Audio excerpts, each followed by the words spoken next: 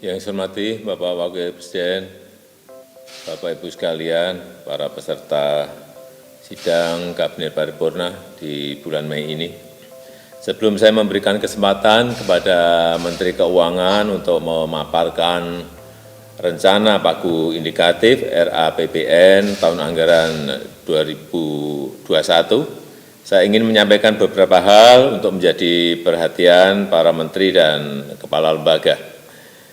Yang pertama, berdasarkan laporan dari BPS menunjukkan bahwa ekonomi Indonesia di triwulan 1 tahun 2020 tumbuh 2,97%, ini year on year.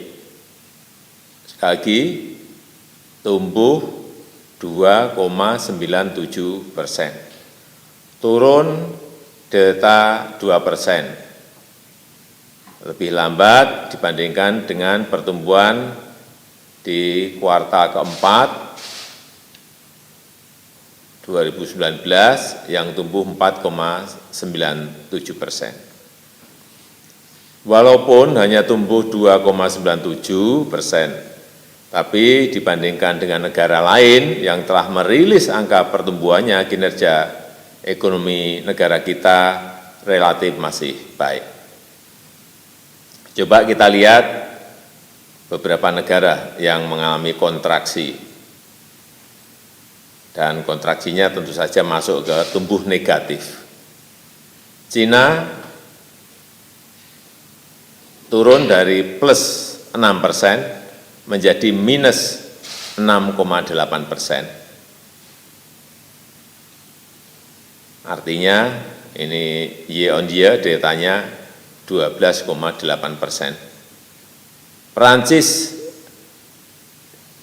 datanya 6,25%. Minus. Hong Kong datanya 5,90%, Spanyol datanya 5,88%, dan Italia datanya 4,95%, tumbuh negatif. Yang kedua, COVID telah memukul perekonomian banyak negara, termasuk negara kita, dan memukulnya pada dua sisi sekaligus, yaitu sisi demand, sisi permintaan, dan sisi supply, sisi penawaran, dan di sisi produksi. Dari sisi supply, sisi penawaran, indeks manufaktur Indonesia, PMI, pada April 2020 juga mengalami kontraksi terdalam bila dibandingkan negara lainnya di ASEAN. Indonesia di level 27,5, lebih rendah dibandingkan Korea. Korea Selatan 41,6, Malaysia 31,3, Vietnam 32,7, Filipina 31,6. Ini hati-hati mengenai indeks manufaktur Indonesia, agar juga dicarikan solusi dan jalan agar kontraksi ini bisa kita perbaiki. Untuk itu saya minta menteri-menteri di bidang ekonomi memperhatikan angka-angka yang tadi saya sampaikan secara detail, mana saja sektor, subsektor yang mengalami kontraksi paling dalam, dilihat secara detail dan dicarikan stimulusnya, sehingga program stimulus ekonomi betul-betul harus kita buat dan harus tepat sasaran, dan bisa mulai merancang skenario recovery pemulihan di setiap sektor atau subsektor. Data yang saya miliki, ada beberapa subsektor yang berkontribusi negatif terhadap pertumbuhan di kuartal 1 2020. pangan, tanaman pangan, ini minus 0,31. Hati-hati dengan angka ini. Sekali lagi hati-hati dengan angka-angka ini. Tadi pangan minus 0,31. Apalagi beberapa kali sudah saya sampaikan, FAO memperingatkan terjadinya krisis pangan. Artinya apa? Sektor pertanian harus digenjot agar berproduksi, tetapi sekali lagi juga dengan protokol kesehatan yang baik. Angkutan udara minus 0,08. Pertambangan minyak, gas, panas bumi minus 0,08.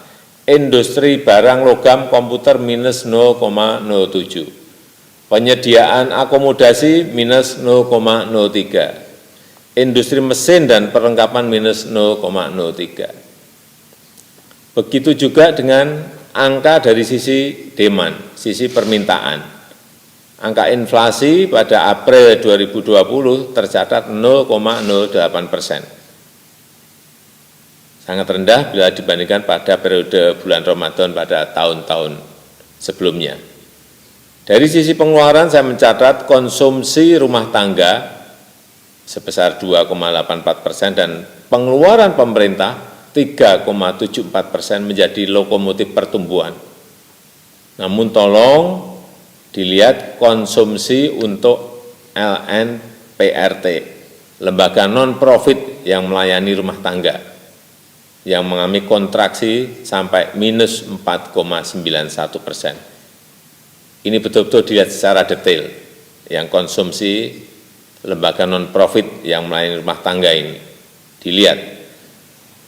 Karena itu, penyaluran bansos dari pemerintah pusat, bansos dari pemerintah daerah, maupun dari dana desa, dan juga program padat karya tunai dalam minggu-minggu ini harus dipastikan sudah jalan di lapangan. Bansosnya sudah diterima masyarakat, program padat karya juga sudah jalan di lapangan.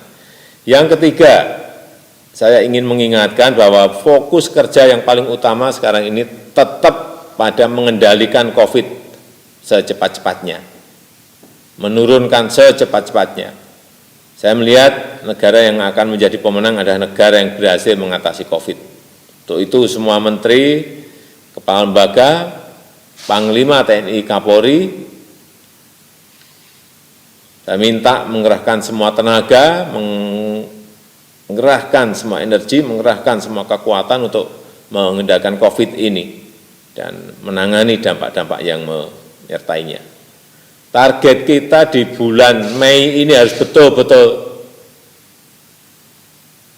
tercapai sesuai target yang kita berikan, yaitu kurvanya sudah harus turun dan masuk pada posisi sedang di bulan Juni, di bulan Juli harus masuk pada posisi ringan dengan cara apapun. Dan itu dilakukan tidak hanya oleh gugus tugas, tapi juga melibatkan seluruh elemen bangsa, jajaran pemerintahan, organisasi sosial, kemasyarakatan, relawan, partai politik, dan sektor swasta. Ini yang betul-betul harus didirijeni, diorkestrasi dengan baik. Saya yakin jika kita bersatu, jika kita disiplin dalam menjalankan protokol kesehatan, semua rencana yang sudah kita siapkan yang lalu, ini akan bisa mengatasi COVID secepat-cepatnya. Yang keempat, saya ingatkan untuk penanganan COVID, semua jajaran pemerintahan harus betul-betul berpegang pada prinsip-prinsip good governance, memegang teguh transparansi, memegang akuntabilitas. Tujuan kita hanya satu, keselamatan seluruh rakyat, baik di bidang kesehatan maupun di bidang sosial ekonomi. Dan dalam mencapai tujuan itu, sekali lagi kita semuanya, pemerintah harus bergerak dengan cepat. Karena betul-betul situasinya bersifat extraordinary dan memerlukan kecepatan, memerlukan ketepatan. Tetapi dalam menjalankan tugas ini, pemerintah juga, kita semuanya harus juga siap untuk diawasi, siap untuk dikontrol. Bukan hanya oleh lembaga-lembaga negara seperti DPR, BPK, tapi juga oleh seluruh masyarakat. Saya rasa itu yang bisa saya sampaikan sebagai pengantar.